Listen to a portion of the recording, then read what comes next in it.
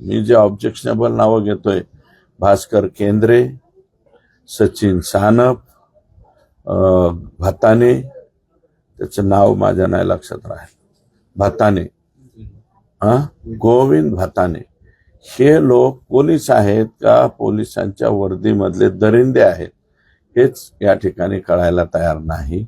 कारण हे लोक वारंवार फक्त परळी तालुक्यातच का राहतात, कोणाच्या आशीर्वादामुळे ते राहतात. 15-15 वर्ष भास्कर केंद्रे 15 वर्ष इथे, सचिन सानप सुद्धा इथंच आहे 10-12 वर्ष, आणि हा गोविंद भाताने सुद्धा 10-12 वर्ष झालं इथंच आहे. मग ह्या हत्येमध्ये या पोलिसांचा हात आहे का नेमकं यांचे प्लॉट घेणारे म्हणजे आकाशी संबंधित लोकांनी प्लॉट घेतलाय ना, मग आकांनी यांचा काटा काढलाय का? याचा लवकरात लवकर पर्दाफाश होण्याची आवश्यकता आहे.